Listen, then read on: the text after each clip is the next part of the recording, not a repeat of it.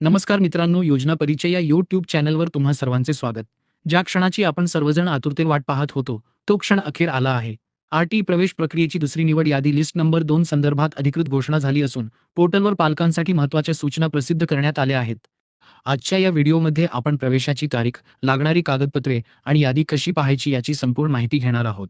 मित्रांनो, आरटीई पोर्टलवर आलेल्या नवीन सूचनेनुसार निवड यादीतील लिस्ट नंबर 2 प्रवेशपात्र विद्यार्थ्यांना प्रवेश घेण्याची मुदत 15 मे 2026 ते 23 मे 2026 पर्यंत देण्यात आली आहे.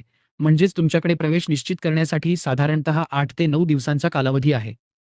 या विहित मुदतीतच तुम्हाला पडताळणी समितीकडे जाऊन आपला प्रवेश ऑनलाईन निश्चित करावा लागणार आहे. पालकांनो, ही सर्वात महत्त्वाची सूचना आहे. प्रवेशासाठी निवड झाली आहे की नाही हे पाहण्यासाठी केवळ SMS वर अवलंबून राहू नका. अनेकदा तांत्रिक कारणांमुळे मेसेज येत नाहीत. त्यामुळे आरटीई पोर्टलवरील अर्जाची स्थिती ॲप्लिकेशन स्टेटस या टॅबवर जाऊन आपला अर्ज क्रमांक लिहा आणि तुमची लॉटरी लागली आहे की नाही याची खात्री करा.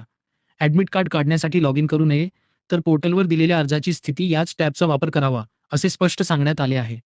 ज्या पालकांच्या पाल्यांची निवड झाली आहे, त्यांनी अर्ज भरताना जी कागदपत्रे नोंदवली होती, त्या सर्व कागदपत्रांच्या मूळ प्रती आणि साक्षांकित प्रती अटेस्टेड कॉपीज सोबत घेऊन जाणे अनिवार्य आहे. तसेच तुमच्या लॉगिनमधून किंवा पडताळणी समितीकडून अलॉटमेंट लेटर आणि पोर्टलवर असलेले हमीपत्र याची प्रिंट काढून ती सोबत घेऊन जा. पडताळणी समितीकडून तुमचा प्रवेश ऑनलाईन निश्चित झाल्याची रिसीट घेणे विसरू नका, तरच तुमचा प्रवेश पक्का मानला जाईल.